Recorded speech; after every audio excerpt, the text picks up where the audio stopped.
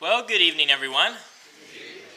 I'm always thankful for the opportunities that I have. Thankful for Brother Harvey, Greg, and Carl for serving this evening in the roles that they did. Sarah and I have a lot of friends, acquaintances, and there's probably one subject in particular I think if we looked at that perhaps we've lost the battle many times too. In our circle of friends, acquaintances, and even family. And it comes in this area, the area of drinking.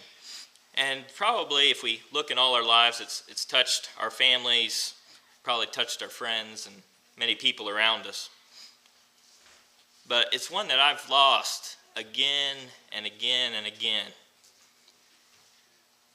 And I really get tired of losing that one. You know, there's all kinds of sins that people can get lost in. There's all kinds of sins that people can have problems with. But as I look around at the people who are now picking up the drink so readily, we're talking about alcohol, seems to be becoming more and more prevalent. And I don't necessarily have all the answers in respect to that, but what I do find interesting is when I look at it in my life and the people that I've discussed this with, people that I've talked with about this, is a lot of them, interesting enough, have some religious background. People that will go to church from time to time. People that say that they believe that Jesus Christ is the Son of God. People that say they're trying to live the Christian life. And where I look at this is the justification of sin, particularly this sin, has slowly been happening year after year. And it's not just this sin alone. I think we have a fear and a realization as we look around our country, we see the slow justification of sin in every area. Not this area alone, but we see the slow justification of abortion.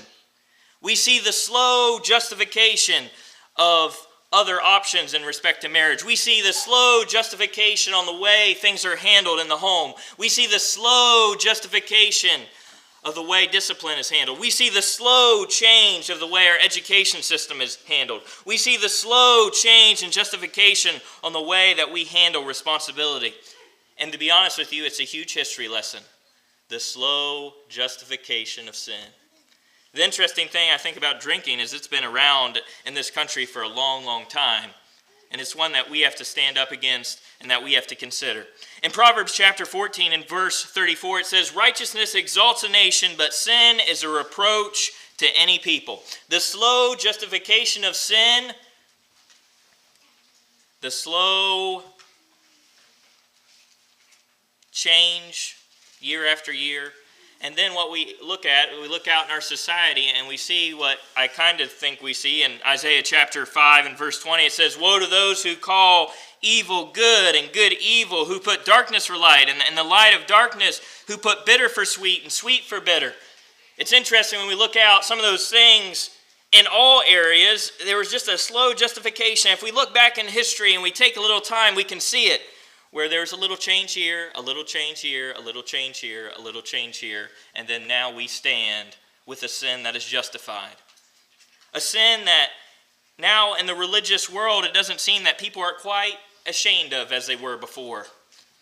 I remember I traveled to a university to visit some friends when I was in college. I was visiting with them, and we woke up early, and I was heading back to St. Mary's to my family. And we stopped at a restaurant in the morning. And we stopped at this restaurant. We sat down to eat. And I was already dressed. I was heading, it was very early. And we sat down and I was going to go to Bible study someplace. I was with my friends there. And my friends pointed over at another table. And there's these ladies there dressed to go to church. And they said, "We saw those ladies just a day ago at a party that we walked by. Drinking and just having a good time, and here they are, dressed up, ready to go to church." It's been a slow justification over the years, and it's been justified in many religious circles that drinking is okay in moderation. Drinking's okay here or there. Really, drinking is okay as long as you follow these unwritten rules that we don't find in the Bible. As long as you follow these rules, you'll be okay with respect to drinking, but it seems like people keep getting lost over and over and over and over and over again. The slow justification of sin. In Judges chapter 17, verse 6, it says, in those days there was no king in Israel. Everyone did what was right in his own eyes. And it's not leading to good things in relation to sin. Do you know that drinking is related to 50% of abuse cases? 50%. Do you know that drinking is tied to about 40% of child abuse cases? Do you know that drinking is tied to 50% of violent crime? Do you know that drinking is tied to 50% of murder? If there is any other vice that had such high numbers, you think that we would try to avoid it at all costs. Instead, what our society starts to do is they start to justify it, say it's okay. Even if you're religious, it's okay. Just a drink here or there, it won't hurt you, it won't harm you. Perhaps you've heard many lessons on drinking before, but here's some things that stick out to me, and some things that I think are really obvious that sometimes people look over when they pick up a drink. Number one, drinking does not make you wise. Now, I'm not saying the drinking community is going around saying, oh yeah, this is making me way smarter than normal. I'm getting so much wisdom from drinking, but I wonder if people stop to think that right before they go to take a drink. Drinking does not make you wise. Proverbs chapter 20 and verse 1 says, wine is a mocker, strong drink is a brawler, and whoever is led astray by it is not wise. Drinking does not make anyone wise. And I think most people will gladly accept that. And I don't think that it's a hard thing to accept. They'll say, you know what? I don't think the greatest thoughts were thought when people were drinking. I don't think the greatest decisions were made when people were drinking. But yet people will go to it anyways. Do you really make the best decisions when you're drinking? Even people that drink know they're not making good decisions when they're drinking. But yet they do again and again and again. In Proverbs chapter 31, verses 4 and 5, it says, it is not for kings to drink wine, nor for princes intoxicating drink, lest they drink and forget the law and pervert the justice of all the afflicted. It says here's a reason not to drink, is you could forget the law and you're not going to administer justice the way you should. You know, the same thing happens to regular individuals as well. You don't have to be a king. You are not as wise. You don't make as good decisions when you drink. In fact, you forget some things. In fact, you can pervert justice and do some things that perhaps you would never do likewise. The Bible gives warning after warning after warning about drinking, and yet somehow people will open their Bible and say, no, there's nothing there. There's nothing there about drinking. It's not a big deal. It's not a concern. And what I'm really talking about this evening is not the justification from the world, but the justification from religious individuals. Like I said, people that Sarah and I know, we know their religious ties, we know their religious background. I'm not saying they're necessarily affiliated with the church, but drinking is being justified at every turn. Yeah, it's okay here, it's okay there. You can go to church on Sunday and you can drink, and it's just coming little bits by little bits, and it's like the Bible is being erased all along the way. In Isaiah chapter 5, verse 22, it says, woe to men mighty at drinking wine. Woe to men valiant for mixing intoxicating drink. Warning after warning. Isaiah chapter 5, verse 11, woe to those who rise early in the morning that they may follow intoxicating drink, who continue until night, till wine inflames them. The Bible gives reason after reason, warning after warning, and yet people will go to it again and again. But if you drink, you are not wise. And it's interesting that the world will usually concede that point. They'll say, yeah, it doesn't make us any better. It doesn't make us any wiser, but yet they'll go to it again and again and again. I think the question has to be asked, well, how do you obtain wisdom? Well, I don't think you can obtain wisdom if you're drinking. In Proverbs chapter 19 and verse 20, it says, listen to counsel and receive instruction that you may be wise in your later days. And when I look at that, it says, well, how is wisdom kind of obtained here? It says listening to counsel and receiving instruction. Are you doing either of those two things well when you're drinking? The answer is no. Do you receive counsel very well when you're drinking? Do you receive instruction? Do you listen to counsel when you're drinking? The answer is no. And really, if we look at it, drinking locks us out of the wisdom process. See, wisdom's a process. It says counsel, it says listening, and what happens is when you drink, locks that out. You are not wise when you pick up a drink. Number 2, and I think it's obvious, but apparently it's not. But drinking does not, number 2, draw you closer to God. Now, I'm not saying that they're saying this either, and they're running around and they're picking up their drinks and saying, this is getting me closer to God. But do you stop before you pick up the drink and say, you know what? This is not going to make me any wiser. Do you stop right before you pick up the drink and say, you know what? This is not going to get me any closer to God. See, if people would ask themselves those questions, they might stay away. This is not going to make me any wiser, but this also isn't going to get me any closer to God. Think of the places it takes you.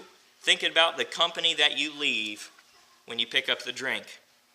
In 1 Corinthians chapter 6, verses 9 through 10, it says, do you not know that the unrighteous will not inherit the kingdom of God? Do not be deceived. Neither fornicators, nor adulterers, nor adulteresses, nor homosexuals, nor sodomites, nor thieves, nor covetous, nor drunkards, nor revilers, nor extortioners will inherit the kingdom of God. Drinking is not getting you any closer to God. It's getting you farther and farther and farther away. And it'll rip you away from God. Many times it'll rip you away from your family. It'll rip you away from all the things that matter in this life. Rips you to the bottom of the bottle and tries to keep you there. Drinking does not draw you closer to God. Galatians chapter 5, verses 19 through 21 says, now the work of the flesh are evident, which are adultery, fornication, uncleanliness, lewdness, idolatry, sorcery, hatred, contentions, jealousy, outbursts of wrath, selfish ambitions, dissensions, heresies, envy, murderers, drunkenness, revilers, and the like, of which I tell you beforehand, just as I have told you in time past, that those who practice such things will not inherit the kingdom of God. But drink on. It's not a big deal. It was disturbing to me this afternoon as I'm not on Facebook a whole lot, but Sarah's scrolling down through Facebook. What's she saying? Drinks after drinks after drinks. You know, from the past couple days, it's St. Patty's Day. That's what that's all about. Drinks, alcohol, all these kind of crazy things. Just keep scrolling, and that's what you see. Drinking does not draw you closer to God. I wish more people would think about that when they pick up the drink. Is this going to get me any closer to God? Is this going to make me any wiser? They're not asking practical questions. They're getting sucked in to the temptation. In Luke chapter 21, verse 34, it says, take heed to yourselves, lest your hearts be weighed down with drunkenness and the cares of life. Of course, this idea of drunkenness, a lot of people will do all kinds of things with this word, and we'll try to get into some of the arguments that people use, but people get sucked in. It takes over their life. And the thing is, in Matthew chapter 6 and verse 24, it says, no one can serve two masters. For either you'll hate one and love the other, or else you'll be loyal to one and despise the other. You cannot serve God and mammon. You can't serve two masters, but yet some people are trying. They're trying to hide it with a smoke screen. They're trying to hide it with justifications that we can't find in the scriptures. And people run throughout their lives just trying to find the next drink. I wish that when people picked up that drink, they'd say, is this going to make me any wiser? Because the clear answer is no. I wish when people picked up the drink, they'd ask and say, is this going to get me any closer to God? Because the answer is no. And the third thing that I'd like to mention this evening is that drinking does not enhance your abilities. There are thousands that are hospitalized even every day. 40% of all car accidents leading to death are in relation to alcohol. 40% of all accidents leading to death are tied to alcohol. What are people doing? I wish when people picked up alcohol, they'd say, is this going to enhance my abilities, like our physical abilities? It doesn't enhance your physical abilities. It's been proven over and over and over again. In Ephesians chapter 5 and verse 18, it says, and do not be drunk with wine, in which dissipation, but be filled with the Spirit. Now, I'm not a Greek scholar, but when you look at this word, it's interesting when you dig into this topic, because wine, it's just translated, the Greek word is just translated wine in English, but really the Greeks had like 5 different words for it. They had 5 different words for it, but every time in the Bible where it gets one of those 5 words, it just translates it wine most of the time.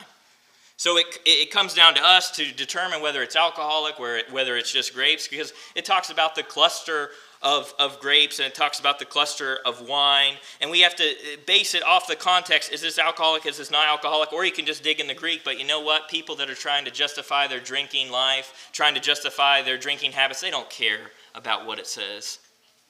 They don't care what it says. They don't want to dig in the Greek. They don't actually want to have a deep Bible study on the issue. But do you understand that drinking does not enhance your abilities?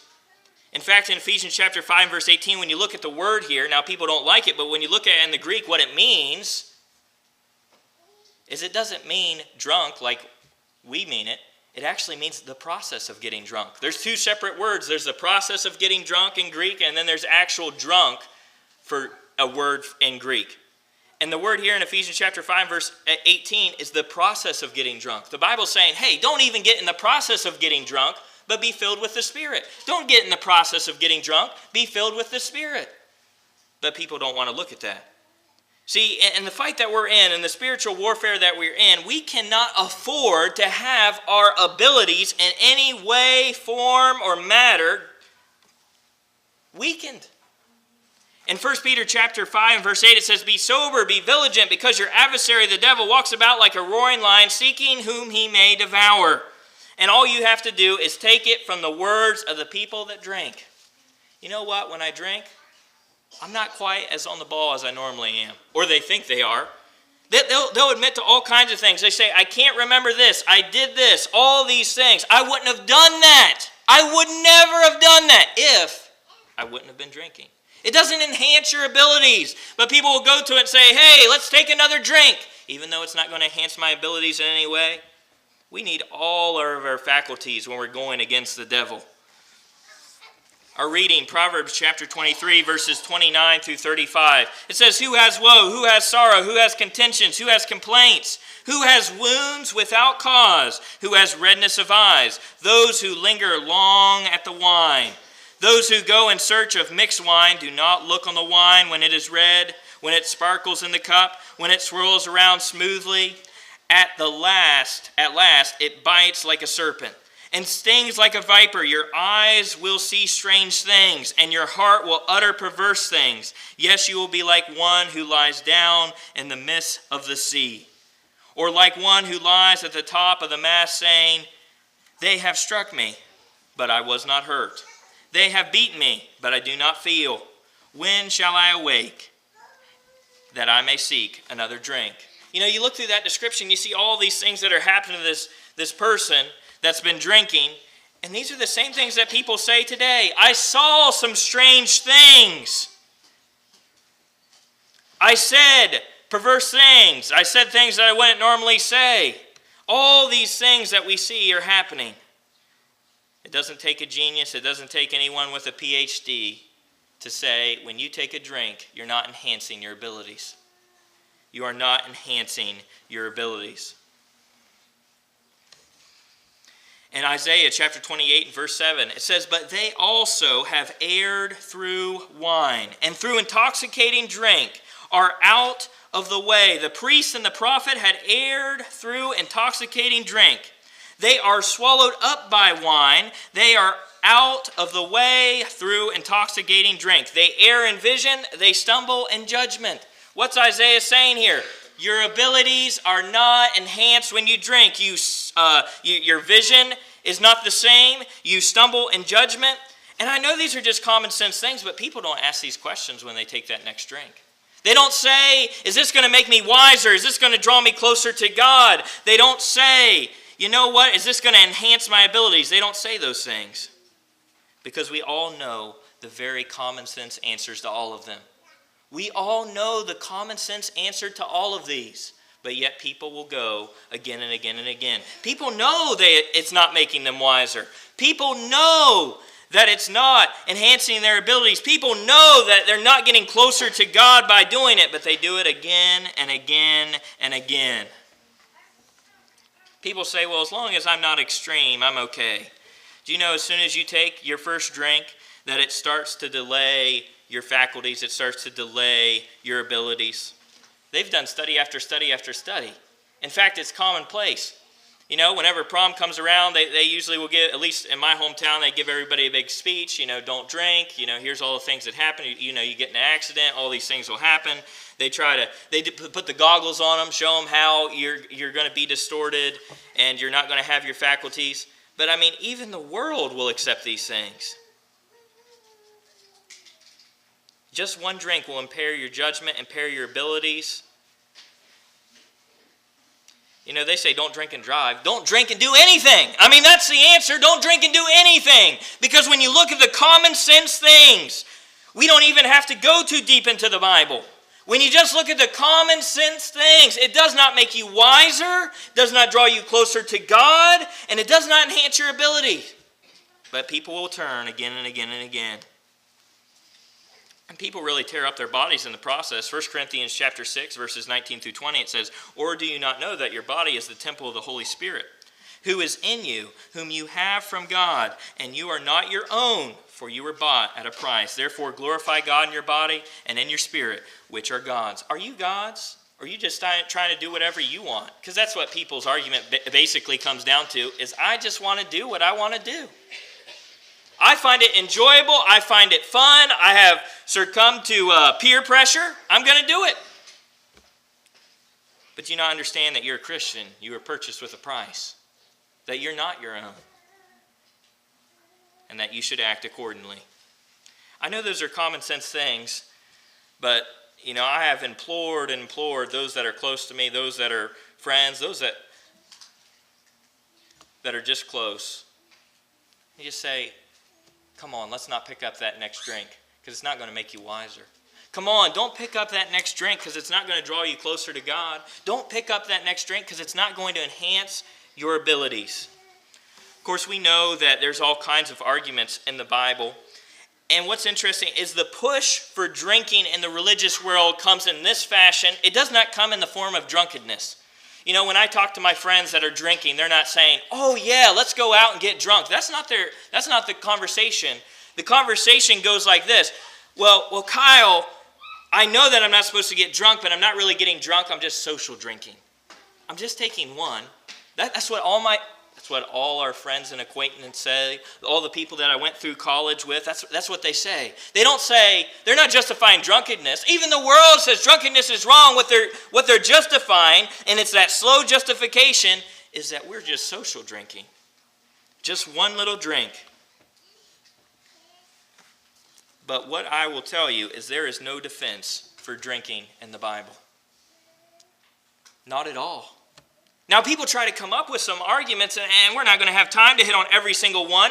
But what I'm trying to tell you is the way people are sneaking drinking in is they're saying, oh, it's not drunkenness, it's just social drinking. It's just an occasional drink here or there. Here are the arguments that I typically hear. Number one is drinking in moderation. They say because the Bible doesn't necessarily come out and say absolutely no drinking, and it's just talking about drunkenness, it's not really against just the occasional moderation drink here or there. You know, the Bible doesn't specifically say a lot of things are totally out of the picture, but you know what? We don't do them, such as drugs. You know, the Bible doesn't mention heroin. It doesn't mention like all these drugs, but I don't see anyone going out and saying, "Hey, I think the Bible's okay with heroin. I think the Bible's okay with this." We understand. Just because it's not specifically stated does not mean that it's not the idea and the underlying principle that's there. Drunkenness is there, and as soon as you take a drink, your abilities are taken away. Well, what's another one that they always say? Health benefits. Don't you know all the health benefits out there? Which I usually say, what health benefits? Which usually that kind of puts them on their heels a little bit. I remember I was talking to one individual, and they said, "Oh, the health benefits. Don't you know, Kyle, there's health benefits in relation to your heart and cancer. If you drink a little bit, it helps with that." And I said, "What? Health benefits?"